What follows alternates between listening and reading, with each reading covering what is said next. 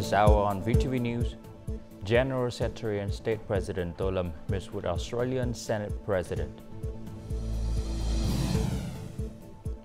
Vietnam considers increasing tax on tobacco.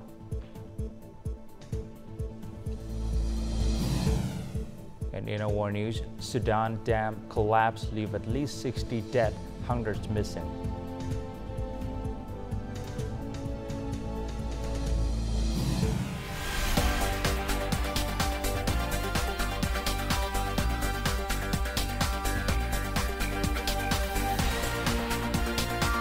Broadcasting from Hanoi, the capital of Vietnam. VTV News starts right now. Hello, it's 8 a.m. local time in Hanoi. You're watching VTV News. Party General Secretary and State President Tô Lâm on August 27 chaired a meeting of the subcommittee in charge of drafting documents for the 14th National Party Congress. Participants contributed their ideas to the draft political report prepared by the editorial team based on the detailed outline approved at the 9th meeting of the 13th Party Central Committee. Also in attendance were Prime Minister Phie and National Assembly Chairman Trần Thanh Mẫn. Before the session began, delegates observed a minute of silence to honor the late General Secretary Nguyen Phu Trong. General Secretary and State President Tô Lâm praised the editorial team for their proactive and diligent work, noting that a draft of the 6th political report has been completed. He emphasized that this report is crucial and must be of high quality, serving as a key reference for future documents and guiding upcoming congresses. The leader also requested the draft political report be finalized with both quality and timeliness.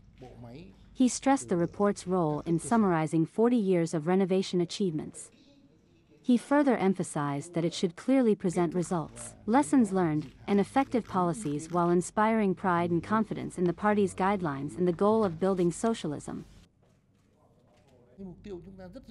Our goal is straightforward, a socialist republic of Vietnam with independence, freedom, and happiness. As we mark 55 years since Ho Chi Minh's testament, we remember his final wish for unity and progress. He wanted us to build a peaceful, unified, independent, democratic, and prosperous Vietnam. It's an ongoing mission, and we must continue to uphold these ideals. The General Secretary and State President requested members to thoroughly grasp the late General Secretary Nguyen Phu Trong's guiding principles and outlined 5 key priorities for the new period: comprehensive development, environmental protection, party building, cultural advancement, and ensuring national defense and security. He also emphasized promoting foreign affairs and fostering a spirit of self-reliance and national pride. The leader called for the 14th National Congress political report to reflect the collective efforts of the party, people, and military. He emphasized the need for democratic input and contributions from former leaders, intellectuals, researchers, and managers, as well as leveraging scientific research from both domestic and international sources. On the afternoon of August 27, Party General Secretary and State President Tô Lâm met with the President of the Australian Senate, SUDAN, during an official visit to Vietnam. The Party General Secretary and State President thanked the Australian Senate President for attending the national funeral ceremony for General Secretary Nguyen Phu Trong and emphasized the importance of the visit, marking the first high-level engagement since the upgrade to a comprehensive strategic partnership. He noted the positive progress in the bilateral relationship with growing political trust and potential for further cooperation and proposed increasing high-level exchanges and facilitating Australian business investment in Vietnam. Australian Senate President SUDAN expressed condolences for the passing of Party General Secretary Nguyen Phu Trong and praised Vietnam's achievements under Party General Secretary and State President Tô Lâm leadership. She affirmed Australia's commitment to strengthening its strategic partnership with Vietnam and expanding cooperation in areas such as climate change, digital transitions, energy, minerals, and peacekeeping.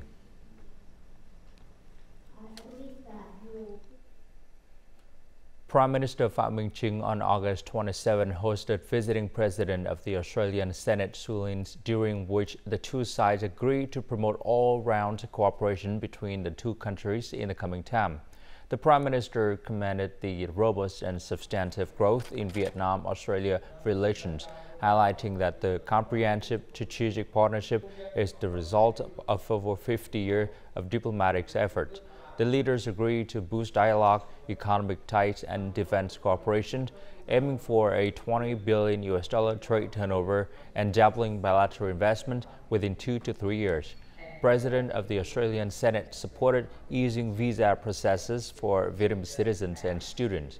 In face of global challenges, both nations will coordinate policies and collaborate in regional and international forums to foster peace and stability. Australia reiterated its support for resolving EC dispute through peaceful means and adherence to international law, especially the 1982 UNCLOS. Previously, during the visit, the President of the Australian Senate led a wreath and visited President Ho Chi Minh's mausoleum.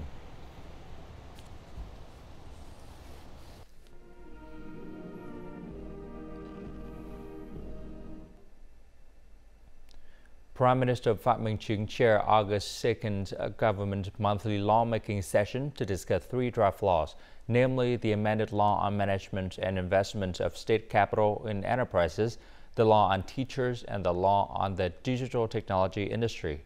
Regarding the amended draft law on the management and investment of state capital in enterprises, Prime Minister Phie emphasized the need to continue concretize Resolution 12 of the Central Committee on Restructuring, Innovating, and Improving the Efficiencies of State-Owned Enterprises. He stressed the importance of maximizing the effectiveness of state capital to do things that private enterprises and FDI companies cannot do, especially in islands and difficult, remote, and border areas. Regarding the draft law on teachers, the Prime Minister emphasized that teacher role is to inspire students. Regarding the draft law on digital technology industry, the Prime Minister urged the completion of the legal corridor, including incentive policies to attract investment and develop the sandbox mechanisms. On Tuesday morning, National Assembly Chairman Trần Thanh Mẫn is presiding over the 6th meeting of full-time National Assembly deputies in Hanoi. The session will discuss many important law projects.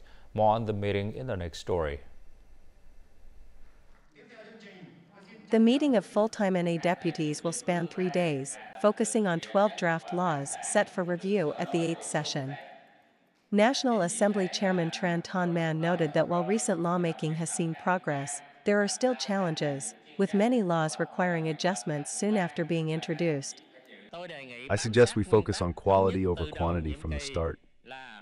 Only draft laws that are thoroughly investigated, clear, and address real problems should be submitted to the National Assembly. We should hold off on issues that are still unclear or unproven until they're ready. During discussions on the draft law on urban and rural planning, deputies discussed key issues including city planning, new urban areas, and underground spaces. Some suggested the Ministry of Home Affairs reassess administrative unit arrangements, emphasizing that urban status should be based on actual development, not just area and population. For the draft law on juvenile justice, delegates proposed establishing separate detention camps for juveniles and prioritizing placements in facilities near their families to ensure humane treatment. In talks on the draft amended law on cultural heritage, many delegates called for including regulations on geological and underwater cultural heritage, noting the importance of protecting artifacts found underwater that are displayed in museums. In addition to these, delegates discussed major issues in revising the draft law on trade unions. During his visit to Laos on August 27, Senior Lieutenant General Leung Tam Quang, Politburo member and Minister of Public Security, met with General Secretary and President Thongloun Sisoulith, Prime Minister Sonexay Siphandone, and Deputy Prime Minister and Minister of Public Security Phie Lachamphong. The Lao leaders conveyed their greetings and well wishes to General Secretary and State President To Lam, Prime Minister Phie, and other officials, and expressed hope for continued strong cooperation between the two country police forces, particularly in crime fighting, officer training, and information sharing.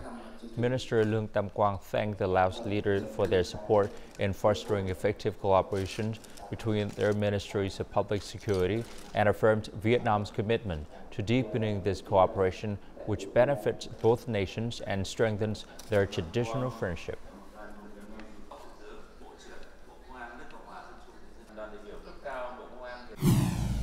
Coming up next on VTV News, Vietnam considers increasing tax on tobacco.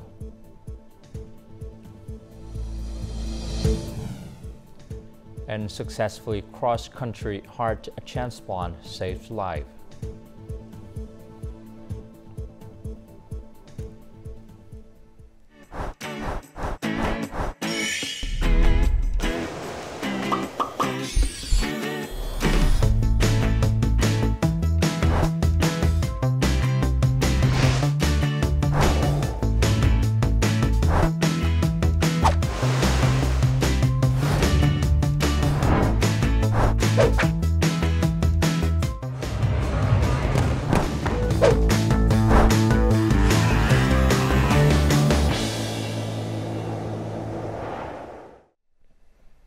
In Vietnam, the rate of tobacco use has surged past 41% of the population, and more alarmingly, consumption is on the rise once again.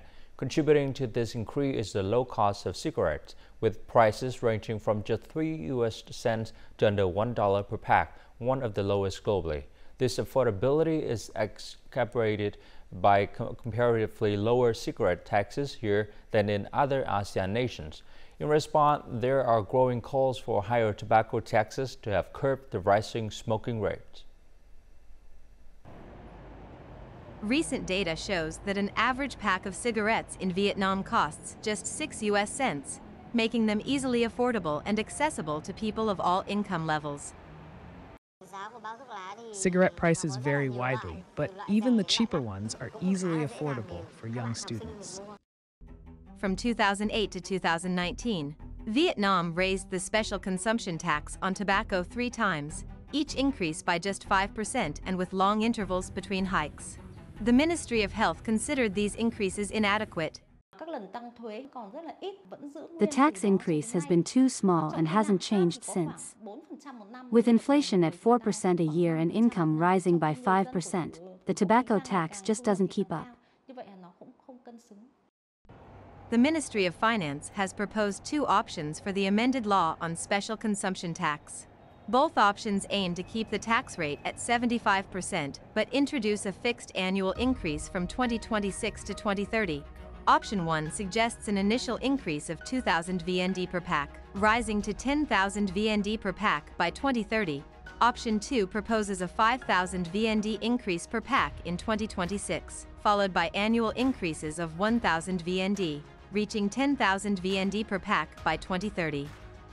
Well, WHO has done very careful modelling and analysis of the different options for tobacco tax reform in Vietnam. So our modelling shows that a specific tax of 15,000 Vietnam dong per pack by 2030. Experts from developed countries say that raising tobacco taxes is a proven way to reduce smoking. Higher prices often lead people to reconsider their spending or even quit smoking altogether. Vietnam's vaccine maker AVAC Vietnam Joint Stock Company will export 150,000 doses of the African swine fever vaccine to the Philippines on August 29th, according to a representative of AVAC. On August 26th, a Philippine delegation visited Vietnam to inspect the company vaccine production facility in preparation for the shipment, which is part of a larger order of 600,000 doses placed by the Philippine government. According to AVAC, the company has supplied approximately 2.3 million doses to the domestic market and exported 305,000 doses, 300,000 to the Philippines and 5,000 to Nigeria. The company is also in the process of registering its vaccine for distribution in countries such as India, Indonesia, Malaysia, Nepal, and Myanmar. The Ho Chi Minh City University Hospitals of Medicine and Pharmacy has successfully conducted a cross-country heart transplant using the donated heart of a young man who was declared brain dead following a traffic accident in Hanoi. The recipient, a 37-year-old man from Gia Lai, has now regained consciousness. With his new heart beating healthily, he has been offered a renewed chance at life. Join us as we meet the teams that made this a reality. On August 24th, at 8 p.m., a specialized medical team transported the donor's heart to Noi Bai International Airport. By 11:05 p.m., the team had arrived in Ho Chi Minh City. With the swift coordination and support of the traffic police in both cities, the heart was delivered to the hospital in time. The patient was in a critical condition with little time left. He had only recently been added to the National Organ Transplant waiting list. Fortunately, the Vietnam National Coordinating Center for Human Organ Transplantation quickly approved the use of a heart from St. Paul Hospital in Hanoi. Upon notification from the Vietnam National Coordination Center for Human Organ Transplantation, the entire hospital system at the University of Medicine and Pharmacy was mobilized before the heart arrived in the city. The transplant involved hundreds of doctors, but faced significant challenges. Doctors are closely monitoring the patient, particularly in the critical first 3 days post-surgery, when there is a heightened risk of heart failure. The heart had to endure a journey of over 2,000 kilometers from Hanoi to Ho Chi Minh City, with an ischemic period of about 5 hours and a half. This is an extended time frame for a heart transplant, making post-surgery care especially crucial. This heart transplant marks a significant milestone for the Ho Chi Minh City University of Medicine and Pharmacy Hospital. This highlights a major achievement for both the hospital and Ho Chi Minh City's healthcare sector.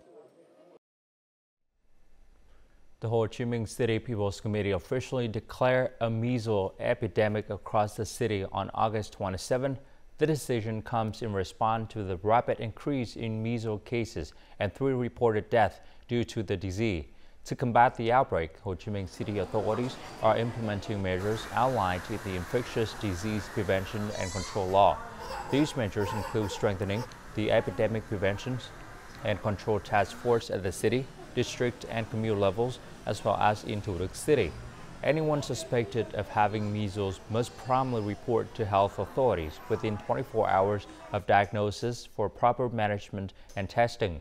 Additionally, a supplementary measles rubella vaccination campaign will target all children aged 1 to 5 living in Ho Chi Minh City.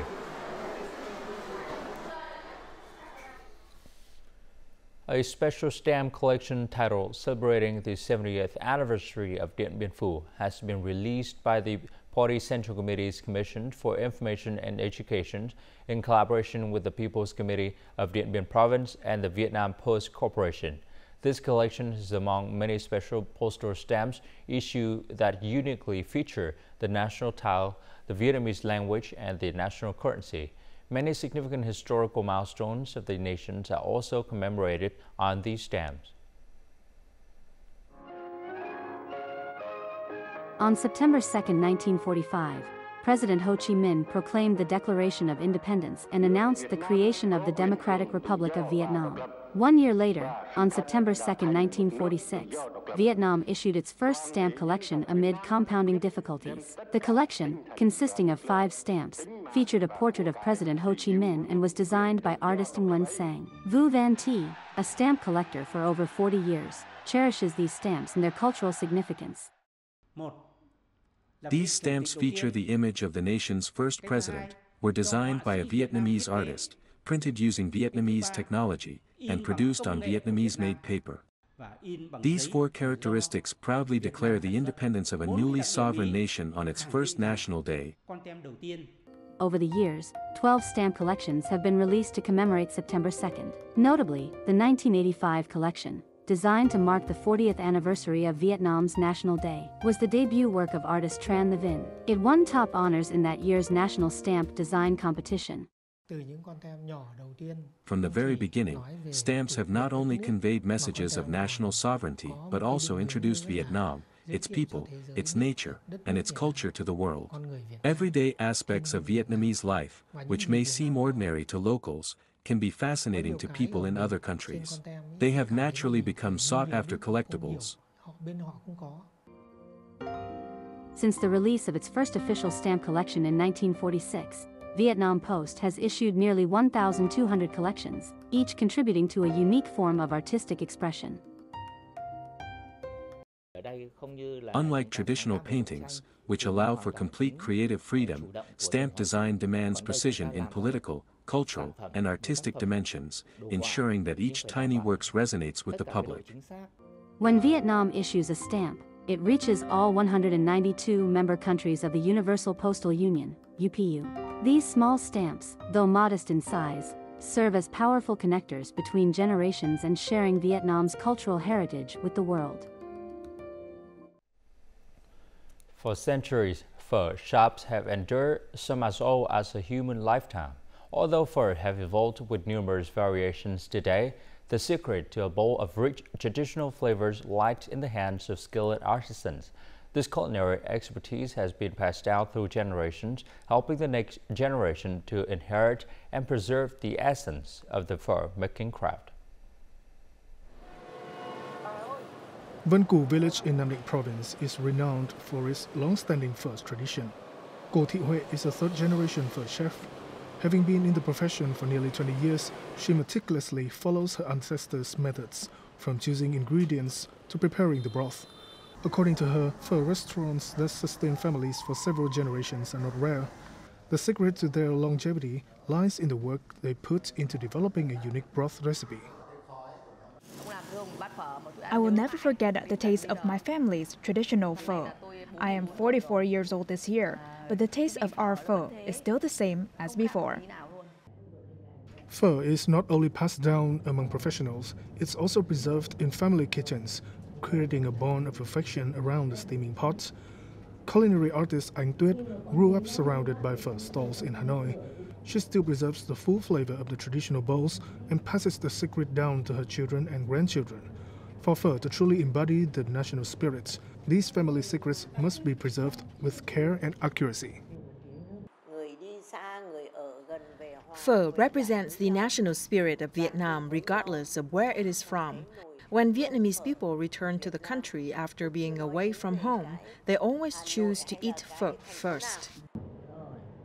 Pho has become the quintessence of Vietnamese cuisine, gaining worldwide fame thanks to the efforts of culinary artists. These masters have passed down their recipes to the next generation, ensuring the tradition of pho lives on. Coming up next in our news, Sudan dam collapse leave at least 60 dead and hundreds missing.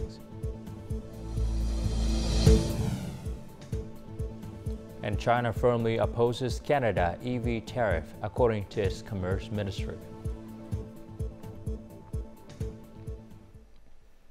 A Ward dam in eastern Sudan collapsed on Sunday, causing severe flooding that has killed at least 60 people, with hundreds still missing. The United Nations reported that heavy rains and flooding have devastated at least 20 nearby villages and displaced more than 50,000 people. Rescue and relief efforts have prioritized reaching and evacuating those trapped by flooding. The dam, located about 20 kilometers north of Port Sudan, had a reservoir with a capacity of 25 million cubic meters and was a major water source for the city.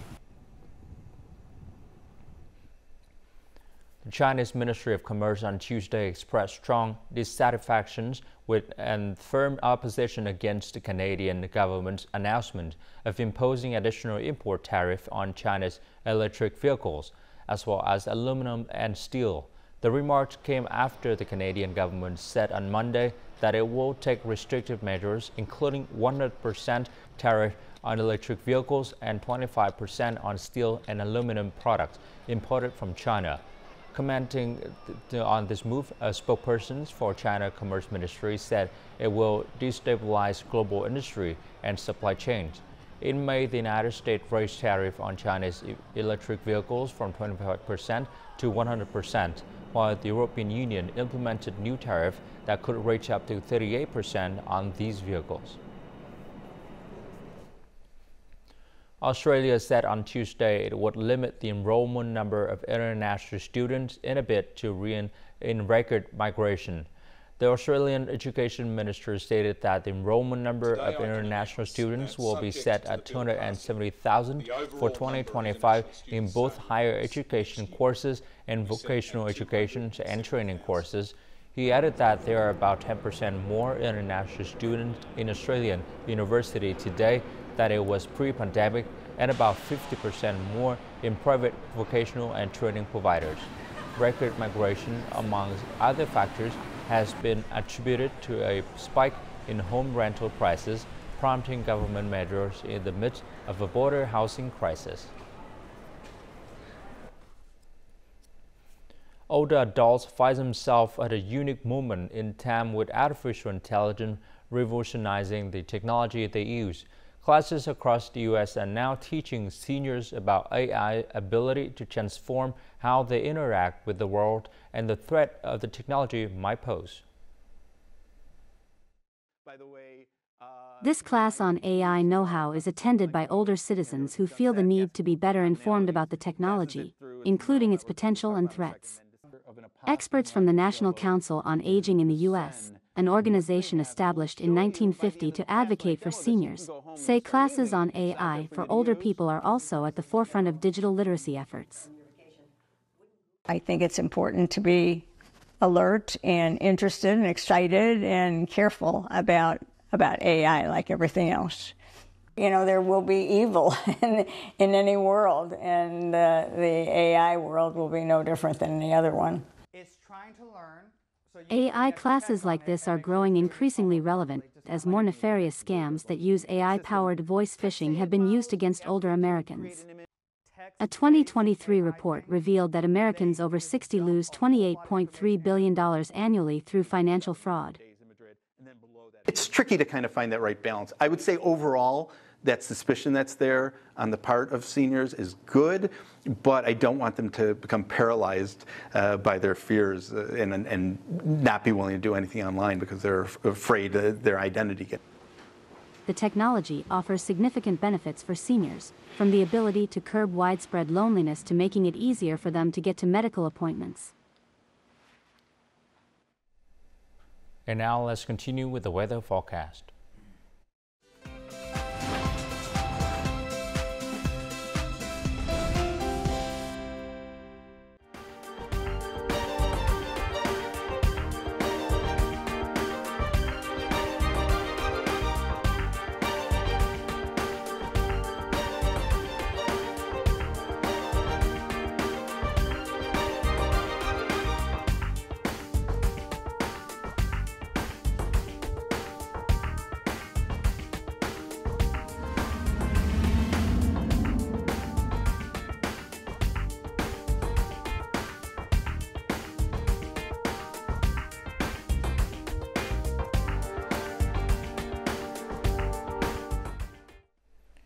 And that's it for this hour on VTV News. To rewatch our program, you can log on to VTVgo.vn or download a mobile application VTVgo. Thanks for watching and goodbye for now.